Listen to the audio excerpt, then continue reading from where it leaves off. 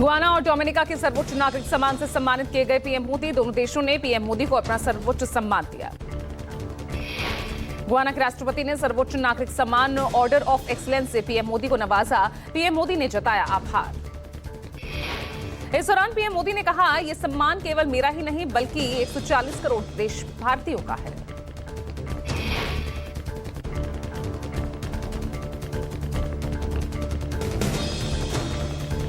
भारत के 140 करोड़ लोगों का सम्मान है। डोमिनिका के राष्ट्रपति सिल्वेनी बर्टन ने पीएम मोदी को अवार्ड ऑफ ऑनर दिया। डोमिनिका ने कोरोना के वक्त पीएम मोदी की मदद और वैक्सीन भेजने को सराहा।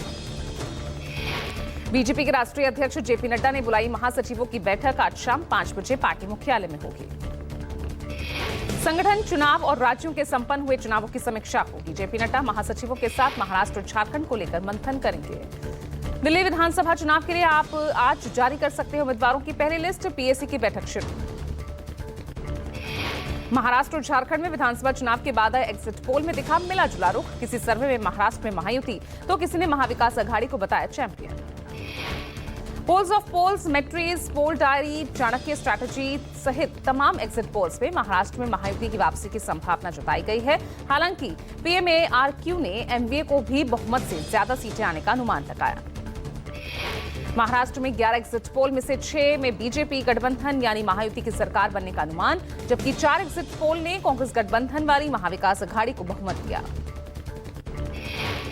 फलौदी सट्टा बाजार के मुताबिक भी महाराष्ट्र में बीजेपी गठबंधन को बढ़त। अनुमान के मुताबिक बीजेपी को 90 से 95 सीट मिल सकती है।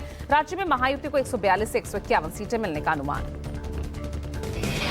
झारखंड में 8 एग्जिट पोल्स में से 4 में बीजेपी नेतृत्व वाली एनडीए की सरकार बनने की संभावना, जबकि 2 पोल्स ने इंडिया गठबंधन को और 2 ने हंस असेंबली का अनुमान लगाया। चाणक्य स्ट्रैटेजीज के एग्जिट पोल के मुताबिक एनडीए गठबंधन को 45 से 50 सीटें मिल सकती हैं, जबकि इंडिया गठबंधन को 35 से 38 सीटें मिलते दिख रही हैं। मैट्रिक्स एग्जिट पोल के आंकड़ों के मुताबिक 42 से 47 पर बीजेपी के नेतृत्व वाला एनडीए गठबंधन कब्जा जमाने जा रहा। वहीं इंडिया गठबंधन को 25 से 30 सीटें मिलने का अनुमान। झारखंड में टाइम्स नाउ जेवीसी के एग्जिट पोल में एनडीए को 40 से 44 सीटें, जबकि इंडिया गठबंधन को 30 से 40 सीटें दी हैं। झारखंड के लिए सिर्फ एक्सिस माई इंडिया ने इंडिया को बहुमत दिखाया। एग्जिट पोल में इंडिया के लिए 53 सीटों का अनुमान, जबकि एनडीए के लिए 25 सीटें। यूपी उपचुनाव की 9 सीटों को लेकर एग्जिट पोल में कमल खिलता नजर आ रहा। मैट्रीज के एग्जिट पोल में बीजेपी गठबंधन तकरीबन 7 सीटों पर आगे, सपा को 2 सीटें मिलने का अनुमान। सभी एग्जिट पोल यूपी में बढ़त बीजेपी को दिखा रहे हैं। यूपी विधानसभा उपचुनाव को 2027 में होने वाले विधानसभा के सेमीफाइनल के तौर पर देखा जा रहा। महाराष्ट्र में सीएम के तौर पर मौजूदा मुख्यमंत्री एकनाथ शिंदे सबसे ज्यादा 35.8% लोगों की पसंद। यूबीटी प्रमुख उद्धव को 21.7% और देवेंद्र फडणवीस को 11.7% वोट। एनसीपी प्रमुख अजित पवार को मात्र 2.3% और कांग्रेस प्रदेश अध्यक्ष नाना पटोले को 1.3% लोग सीएम के तौर पर देखना चाहते हैं। झारखंड में एक्सिस माई इंडिया के मुताबिक 41% लोग सीएम के तौर पर हेमंत सोरेन को ही देखना चाहते हैं, जबकि चंपई सोरेन को मात्र 7% और बाबूलाल मरांडी को 13% लोगों ने पसंद किया। अखिलेश यादव ने यूपी उपचुनाव को लेकर ट्वीट कर कार्यकर्ताओं का हौसला बढ़ाया। कहा, निरंकुश सरकार की तानी हुई बंदूक भी पीडीए के लोगों का हौसला ना तोड़ सकी। अखिलेश ने मीडिया को लेकर कहा, लोकतंत्र के सच्चे चौथे स्तंभ के रूप में अपनी सार्थक भूमिका निभाई।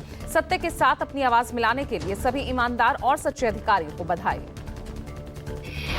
मुजफ्फरनगर के ककरौली थाना के एसएचओ का रिवॉल्वर ताने वीडियो वायरल हुआ। मीरापुर सीट पर वोटिंग के दौरान एसएचओ पर रिवॉल्वर दिखाकर वोटर्स को धमकाने का आरोप।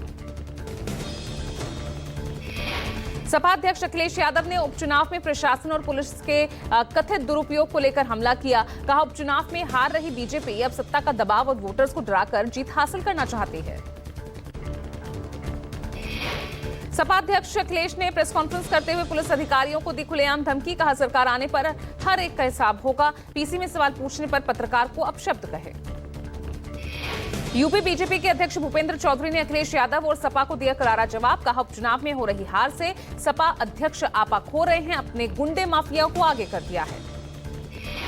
यूपी उपचुनाव के दौरान गड़बड़ी की खबरों पर चुनाव आयोग का एक्शन। ईसी ने 7 पुलिसकर्मियों को सस्पेंड किया। इन अधिकारियों पर मतदाताओं को डराने धमकाने वोटिंग से रोकने का आरोप था। चुनाव आयोग ने निर्देशों की अनदेखी करने पर 90 पुलिस अधिकारी, कानपुर में 2, मुजफ्फरनगर में 2 और मुरादाबाद में 3 पुलिसकर्मी सस्पेंड। जम्मू कश्मीर में आतंकी घुसपैठ साजिश मामले में एनआईए का एक्शन। 8 जगहों पर एनआईए की छापेमारी। रियासी, डोडा, उधमपुर, रामबन और किश्तवाड़ समेत 8 जगहों पर एनआईए की छापेमारी। छापेमारी के दौरान कई अहम दस्तावेज और संदिग्ध सामग्री बरामद। करीब 1 हफ्ते पहले भी एनआईए ने एक संदिग्ध के मकान की तलाशी ली थी। आसियान रक्षा मंत्रियों की बैठक में हिस्सा लेने लाओ पीडीआर पहुंचे हैं राजनाथ सिंह। आसियान देशों में कई मुद्दों पर बनेगी सहमति। राजनाथ सिंह ने कहा, मुझे 11वीं आसियान रक्षा मंत्रियों की बैठक प्लस में हिस्सा लेने के लिए यहां आकर खुशी हो रही है। कल राजनाथ सिंह ने चीन के रक्षा मंत्री के साथ द्विपक्षीय वार्ता की थी। सैन्य संबंध सुधारने को लेकर बातचीत हुई। भारत और चीन ने हाल ही में पूर्वी लद्दाख में तनाव को कम किया है। डेमचौक, देपसांग के टकराव बिंदुओं से सैनिकों को पीछे हटाने का समझौता किया है। एक बार फिर संवाद यात्रा करेंगे बिहार के सीएम नीतीश कुमार। दिसंबर में संवाद यात्रा पर निकलेंगे नीतीश। महिलाओं से करेंगे संवाद, जानेंगे समस्याएं। इस यात्रा के लिए मंगलवार को कैबिनेट से भारी बजट पास किया गया। कैबिनेट से ग्रामीण विकास विभाग की ओर से 225 करोड़ 78 लाख रुपए की योजना को मंजूरी दी गई। अगले महीने शुरू करेंगे नीतीश यात्रा।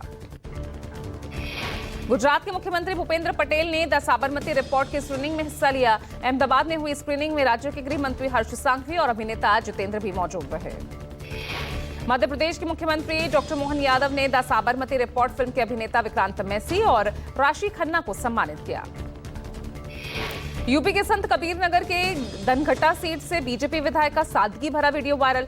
बीजेपी विधायक दूल्हा बने अपने ड्राइवर गणेश चौहान खुद गाड़ी चलाकर ड्राइवर को मंडप तक ले गए। डिजिटल अरेस्ट और साइबर फ्रॉड पर गृह मंत्रालय का एक्शन। 17,000 व्हाट्सएप अकाउंट्स ब्लॉक किए गए।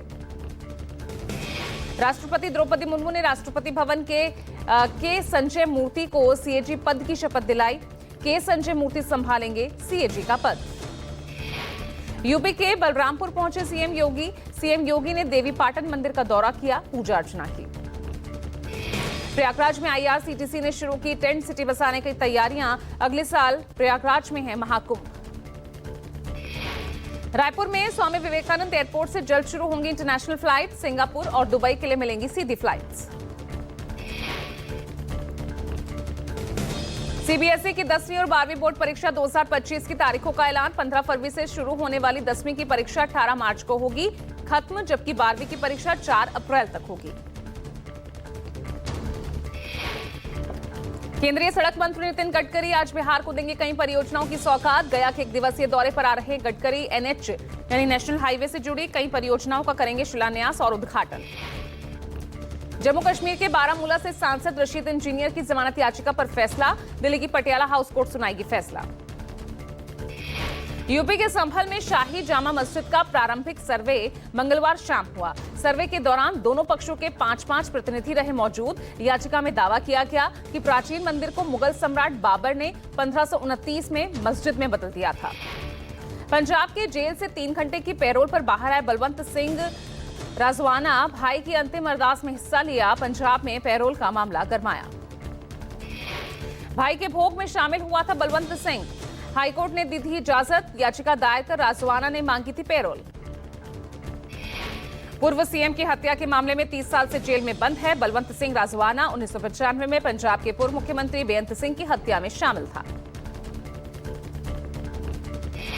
अलीगढ़ में दर्दनाक सड़क हादसा। यमुना एक्सप्रेस वे पर बस ट्रक की भिड़ंत। हादसे में 5 की मौत, 15 से ज्यादा घायल। टप्पल क्षेत्र में यह घटना हुई है। दिल्ली से आजमगढ़ जा रही थी बस। ट्रक और बस की टक्कर से बस क्षतिग्रस्त हुई। पेट्रोलिंग पुलिस ने घायलों का रेस्क्यू किया। महाराष्ट्र के पालघर के तारापुर एमआईडीसी के पास एक फैक्ट्री में भीषण आग लगी। आग की लपटें दूर दूर तक देखी जा रही। मौके पर दर्जन फायर ब्रिगेड की गाड़ियां पहुंची। पूरे इलाके में धुआं हो गया। आग की वजह का खुलासा नहीं हो सका। झारखंड के हजारीबाग में प्रशासन की लापरवाही से भीषण सड़क हादसा। 7 लोगों की मौत। कोलकाता से पटना जा रही यात्री बस अचानक पलट गई। सड़क पर निर्माण कार्य चल रहा था। सड़क को काटकर गड्ढा ऐसे खुला छोड़ दिया गया। तेज रफ्तार बस उस गड्ढे में जा गिरी। मृतकों की संख्या बढ़ सकती है हादसे में, जबकि 2 दर्जन से ज्यादा लोग घायल बताए जा रहे हैं।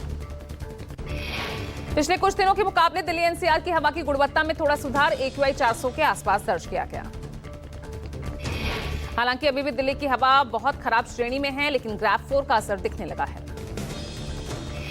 प्रदूषण के मामले में दिल्ली में आनंद विहार इस वक्त सबसे प्रदूषित इलाका है। आनंद विहार से सटे होने के चलते गाजियाबाद में भी आज स्मॉग देखा गया। दिल्ली के जवाहरलाल नेहरू स्टेडियम पर भी धुंध की परत छाई नजर आई। विजिबिलिटी कम रही, ड्रोन वीडियो सामने आया। दिल्ली में प्रदूषण कम करने के लिए पानी का छिड़काव लगातार जारी है। फिरोजशाह रोड पर मशीन से पानी छिड़का गया। प्रदूषण की मार झेल रहे दिल्ली एनसीआर पर ठंड और कोहरे का डबल अटैक। उत्तर भारत में शीतलहर के बाद तापमान गिरा। दिल्ली, यूपी, एमपी, राजस्थान, बिहार में तेजी से मौसम बदला। बिहार के 11 जिलों में ठंड ने बढ़ाई टेंशन। उत्तरी भागों में घना कोहरा, अलर्ट जारी। वहीं यूपी, एमपी में लोग ठंड से निपटने के लिए अलाव का सहारा ले रहे हैं। मौसम विभाग ने एयरपोर्ट हाईवे पर सतर्कता बरतने की सलाह दी। सुबह और देर रात को कोहरा बढ़ने का अंदेशा। राजस्थान में तापमान की गिरावट के चलते अजमेर शहर में कोहरा छाया। लोग खुद को गर्म रखने के लिए आग के पास बैठे नजर आ रहे। बिहार के राजगीर में खेले गए एशिया महिला हॉकी चैंपियनशिप के फाइनल में भारत जीता है। चीन को 1-0 से मात दी है। दीपिका कुमारी ने किया एकमात्र गोल। बिहार के खेल प्रेमियों के लिए खुशखबरी। राजगीर में अब अगले साल 27 अगस्त से 7 सितंबर तक पुरुषों के एशिया कप हॉकी टूर्नामेंट का मेजबान होगा। शेयर बाजार में आज गिरावट का दौर। सेंसेक्स 500 अंक से ज्यादा की गिरावट के साथ 77,000 के स्तर पर कर रहा कारोबार। निफ्टी में भी 170 अंक की गिरावट, 23,000 के आसपास निफ्टी। महंगाई पर नियंत्रण नहीं होने से अर्थव्यवस्था को हो सकता है भारी नुकसान। आरबीआई ने इस महीने जारी बुलेटिन में दावा किया। बॉलीवुड सुपरस्टार शाहरुख ने कल अपने बेटे आर्यन खान का डेब्यू प्रोजेक्ट अनाउंस किया। कंगना ने वेलकम किया। आर्यन की तारीफ करते हुए कहा, राइटर और फिल्म मेकर के तौर पर उनके डेब्यू का इंतजार रहेगा। सूर्या बॉबी की 350 करोड़ी कंगुआ हुई फ्लॉप। फिल्म रिलीज के 7 दिन बाद भी 100 करोड़ का आंकड़ा तक नहीं छू पाई।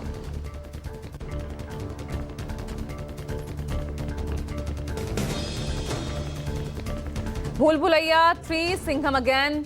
अभिषेक बच्चन को अपनी film I want to talk के दौरान आराध्या की याद आई है। कैरेक्टर के संघर्ष को बताते हुए कहा, सबसे बहादुर शब्द मदद है। मदद मांगने का मतलब है कि आप चुनौतियों का सामना करना चाहते हैं।